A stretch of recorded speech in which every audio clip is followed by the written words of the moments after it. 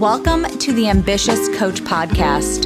This is a place where driven, determined coaches learn how to get off the business growth struggle bus and learn how to build a wildly profitable online coaching business. I'm your host, Allison Henderson, corporate dropout to six-figure social media business coach. I'm going to show you how I've been able to create the business of my dreams organically, all through utilizing my social media platforms. So pull up a seat, take some notes, and get ready to see your life and bank account transform. Hello, everyone. Welcome back to the Ambitious Coach Podcast. Happy October and happy last quarter of 2024. I know that this might be a little early, but it actually isn't. I want you guys to start thinking about your Black Friday offers and also an offer to launch in January.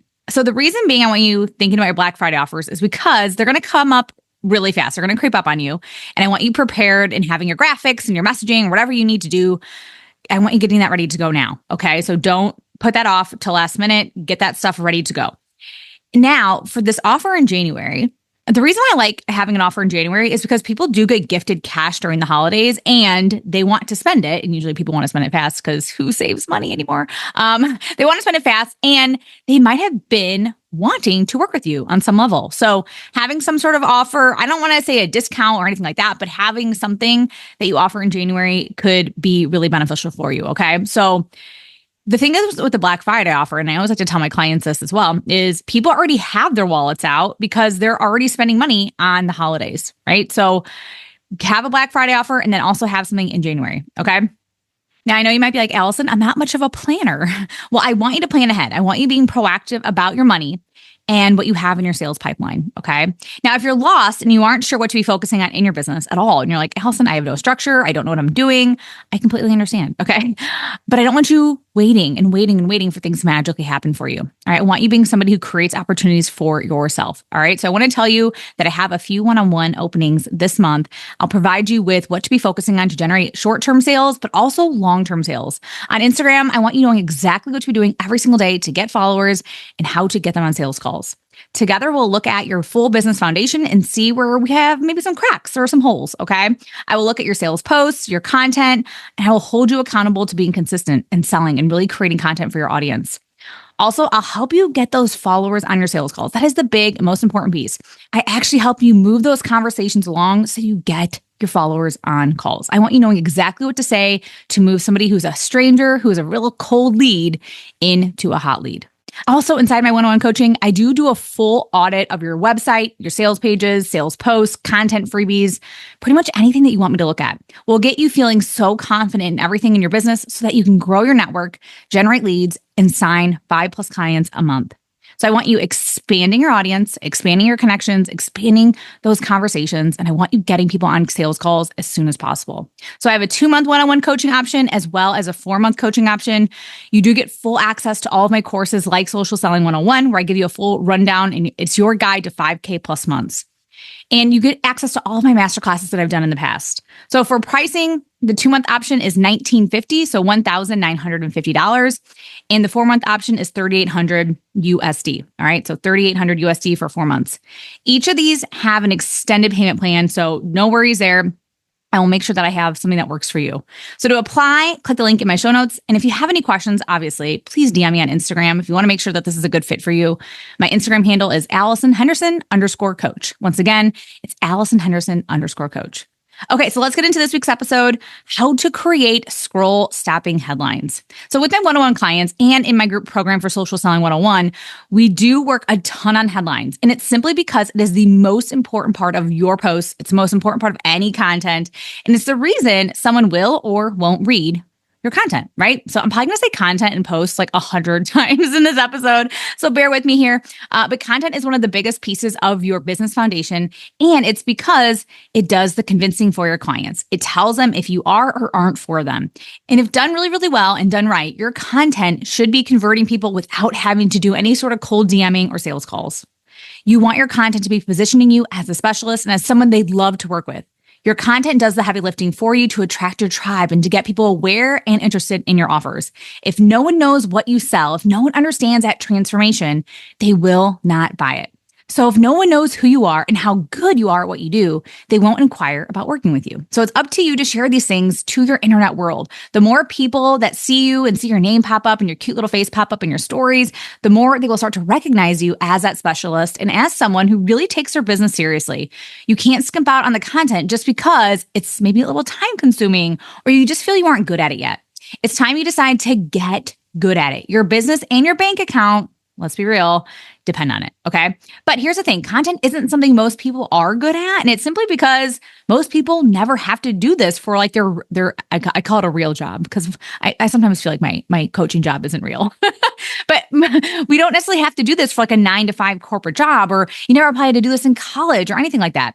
But some people are just naturally really good on camera and they're really good at talking about what they specialize in. And some people are good at writing and they love telling a story and they enjoy the writing process or even creating graphics. Now, if you aren't good at any of this yet, though, like no problem, you are pretty normal, if I'm being honest. Most people aren't good at this. So with practice and obviously some patience, you will get in a good flow for yourself. You will have to start, though, what I call the cringe phase, okay? It takes time to learn about graphics, copywriting, how to use Canva, the text formation, how to get good at storytelling or sharing maybe a hot take or an opinion on something. Being bold takes so much courage and guts, okay? This is a part of owning your business, though, in 2024 and 2025. You have to learn how to market yourself and sell on social media and really be bold about who you are, your opinions, and how you're going to help your ideal clients. Also, finding your voice online does take some time, okay? And it just, as you mature as a business owner, it will get better and better and easier for you to tell your audience what it is you're all about. All right. So no shame if right now you're currently not confident or really comfortable writing or filming yourself. With dedication, discipline, and practice, you will get better. It's the same thing that you're going to be telling your clients. Trust me, like with dedication and discipline and practice, you're going to get it, right? Like I'm telling you the same thing because it's so true. If you stay consistent with figuring it out, you will eventually figure it out, right? So let this be something you choose to get better and better at because your business and once again, your bank account depend on it.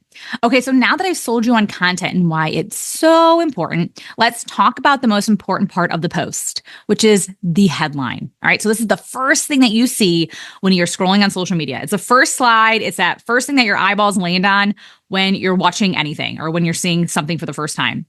And honestly, we want to probably spend, I would say, 80% of your time making sure that the headline is compelling and interesting to your ideal client. Because guess what?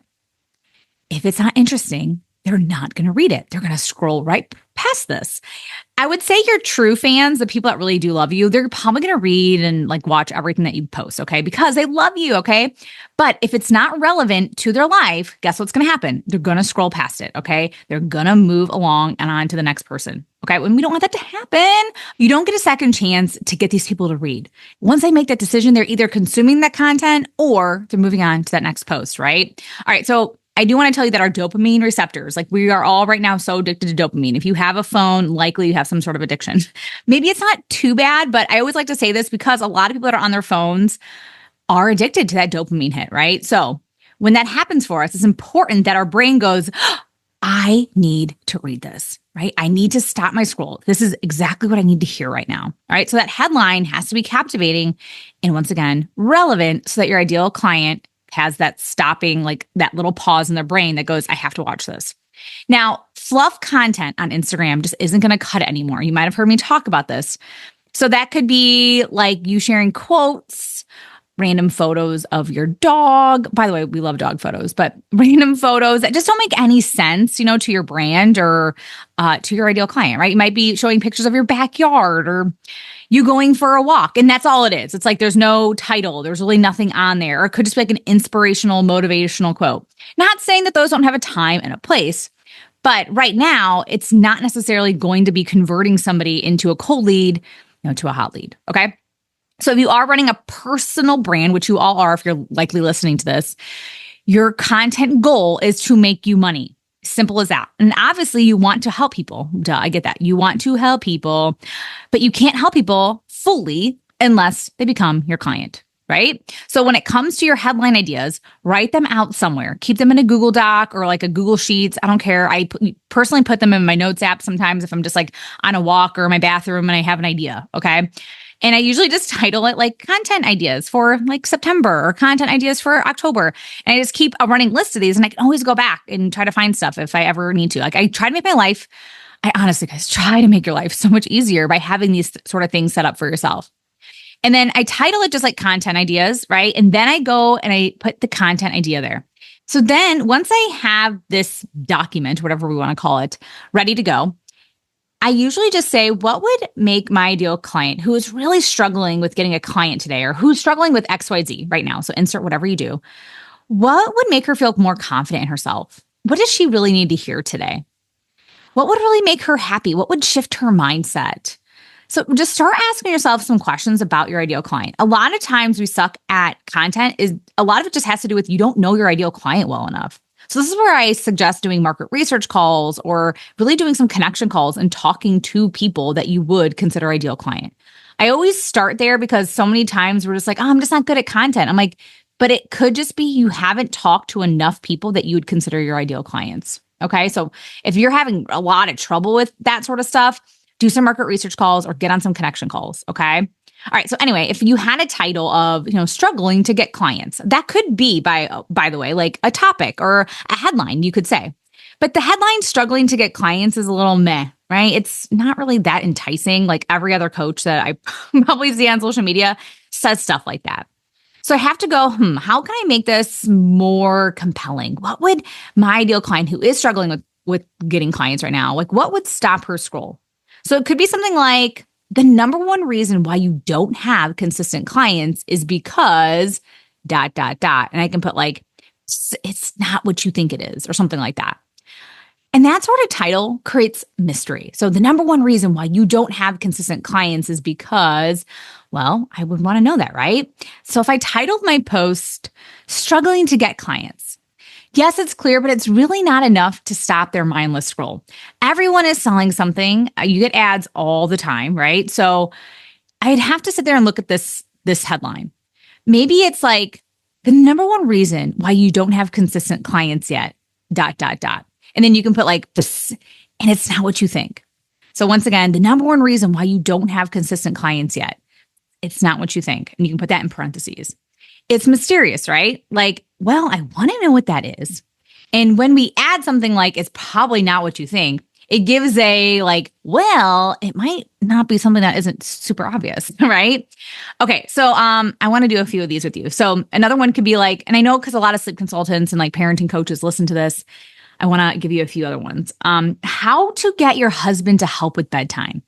How to get your husband to help with bedtime. It's not bad, right? Like saying that, but we could spice it up a little bit. So you could say something like, I have a secret hack that I have to share. I started doing this one thing at bedtime and it changed my life. So once again, I have a secret hack I have to share. I started doing this one thing at bedtime and it changed my life. So once again, how to get your husband to help with bedtime isn't bad, but it could be better. And I don't mind how-to content. I do feel like there's a time and a place for that, but there are ways that we can make that post sound a lot more enticing and compelling. And I know it's so important for you to come off as the expert, right? As the specialist. So I do suggest using how I or why I type of posts. So how I or why I. So how I get my kids to brush their teeth every night without having a meltdown or something. How I handled when my client asked if, and you can insert something that you know is really hard, like a hard part of your job here. So for me, it could be like how I handled when my client asked, what if it doesn't work for us? Or what if it doesn't work for me? And you could insert it with like my program. So how I handled when my client asked, what if your program doesn't work for me? Or what if sleep training doesn't work for me? Or what if your method? Or what if your therapy or your breath work? Whatever that is, okay? So insert what you do there. And then obviously instead of, will it work for us? You can always say, will it work for me? If you're a fitness coach, you could use an example of how I get my clients to lose 10 pounds without cutting out fast food or without counting calories. So just think of something that they truly don't want to do, okay?